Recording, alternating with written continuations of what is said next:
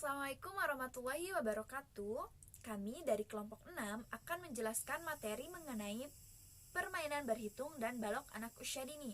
Sebelumnya, izin memperkenalkan diri. Saya Yesi Melani sebagai moderator dan pemateri, Deta Piani Putri Wilan sebagai pemateri, Putri Ayu Kusumaningrum sebagai pemateri, Putri Eka Handayani sebagai pemateri, Risa Khalifah sebagai pemateri, Rizka Laila sebagai pemateri, Rona Lepia sebagai pemateri, Rusni Fatmawati sebagai pemateri, Sepa Pradian Fadma sebagai pemateri, Sheila Saprina sebagai pemateri, dan ada Yosa Andika Putri sebagai pemateri. Baiklah, materi yang pertama akan dijelaskan oleh Deta Viani Putri Wilan. Assalamualaikum warahmatullahi wabarakatuh. Di sini saya akan menjelaskan pengertian kemampuan berhitung. Menurut Binet, kemampuan berhitung adalah kecakapan atau potensi menguasai suatu keahlian yang merupakan hasil latihan atau praktik dan digunakan untuk mengerjakan sesuatu yang diwujudkan melalui tindakan berhitung. Jadi, dapat disimpulkan bahwa kemampuan berhitung adalah keahlian dan pemikiran yang dihasilkan dari latihan atau praktik yang akan berkembang menjadi karakteristik dengan cara menggunakan media alat peraga atau bermain. Baiklah, materi selanjutnya landasan permainan berhitung. Yang pertama, tingkat perkembangan mental anak. Anak usia PAUD berada pada tahapan praoperasional konkret, yaitu tahap persiapan ke arah pengorganisasian pekerjaan yang konkret dan berpikir intuitif, di mana anak mampu mempertimbangkan tentang besar, bentuk, dan benda-benda didasarkan pada interpretasi dan pengalamannya atau persepsinya sendiri. Yang kedua, masa peka berhitung pada anak. Anak usia PAUD adalah masa yang sangat strategis untuk mengenalkan berhitung di jalur matematika, karena usia PAUD sangat peka terhadap rangsangan yang diterima dari lingkungan. Rasa ingin tahunya yang tinggi akan tersalurkan apabila mendapatkan stimulasi rangsangan, motivasi yang sesuai dengan tugas perkembangannya.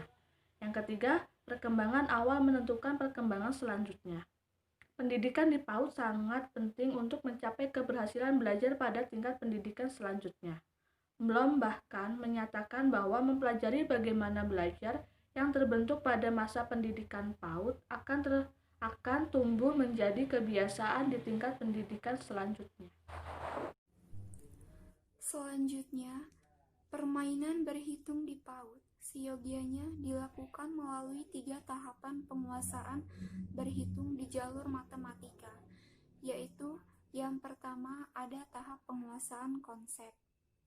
Pada tahap ini, pemahaman dan pengertian tentang sesuatu dengan menggunakan benda dan peristiwa konkret seperti pengenalan warna, bentuk, dan menghitung bilangan. Yang kedua ada tahap masa transisi. Pada tahap ini, proses berpikir merupakan masa peralihan dari pemahaman konkret menuju pengenalan lambang yang abstrak, di mana benda konkret itu masih ada dan mulai dikenalkan bentuk lambangnya. Dan yang terakhir ada tahap pengenalan lambang. Pada tahap ini merupakan visualisasi dari berbagai konsep. Misalnya lambang 7 untuk menggambarkan konsep bilangan 7, merah untuk menggambarkan konsep warna, dan besar untuk menggambarkan konsep ruang, dan persegi 4 untuk menggambarkan konsep bentuk. Materi selanjutnya, menurut Steph et al., Wright, Martian, Stafford, tahap perkembangan kemampuan berhitung dibagi menjadi 5 tahap. Tahap pertama, tahap emergens, yaitu anak belum mampu untuk menghitung banyaknya benda, meskipun benda itu terlihat dengan jelas. Tahap kedua, tahap perseptual. Anak sudah mampu untuk menghitung banyaknya benda, apabila benda tersebut terlihat secara nyata. Apabila benda itu tidak nampak muka dia, tidak akan mampu untuk menghitungnya. Tahap ketiga, tahap figuratif. Anak sudah mampu menghitung benda-benda, meskipun benda-benda tersebut tidak terlihat. Tahap keempat, tahap count-on. Anak mampu menghitung benda-benda yang tidak terlihat, dan dalam menghitung mereka tidak memulai dari satu. Yang terakhir ada tahap fasil. anak sudah menggunakan strategi-strategi yang tidak melibatkan menghitung satu persatu. Materi selanjutnya yaitu prinsip-prinsip permainan berhitung permulaan. Yang pertama, permainan berhitung diberikan secara bertahap. Yang kedua, pengetahuan dan keterampilan pada permainan berhitung. Yang ketiga, permainan berhitung akan berhasil jika anak berpartisipasi. Selanjutnya, memerlukan kenyamanan. Bahasa yang digunakan bahasa sederhana, dapat dikelompokkan sesuai penguasaannya, dan yang terakhir adalah evaluasi dari awal hingga akhir kegiatan. Baik, di sini saya akan menjelaskan bagaimana prinsip-prinsip permainan berhitung permulaan. Yang pertama, permainan berhitung diberikan secara bertahap. Yang kedua, pengetahuan dan keterampilan pada permainan berhitung. Yang ketiga, permainan berhitung akan berhasil jika anak berpartisipasi. Yang keempat, memerlukan kenyamanan. Yang kelima, bahasa yang digunakan bahasa sederhana. Yang keenam, dapat dikelompokkan sesuai penguasaannya. Yang ketujuh, evaluasi dari awal hingga akhir kegiatan. Baik, mungkin itu saja yang bisa saya sampaikan. Saya kembalikan ke moderator. Materi selanjutnya yaitu metode permainan berhitung. Yang pertama ada metode bercerita, yaitu cara bertutur kata dan menyampaikan cerita atau memberikan penerangan kepada anak secara lisan. Yang kedua yaitu metode bercakap-cakap, yaitu salah satu penyampaian bahan pengembangan yang akan dilaksanakan dalam bentuk tanya-jawab antara guru dengan anak atau anak dengan anak. Yang ketiga yaitu metode tanya-jawab, yaitu memberikan pertanyaan-pertanyaan yang dapat memberikan rangsangan agar anak aktif untuk berpikir. Baiklah, di sini saya akan melanjutkan materi dari Rusni Fatmawati.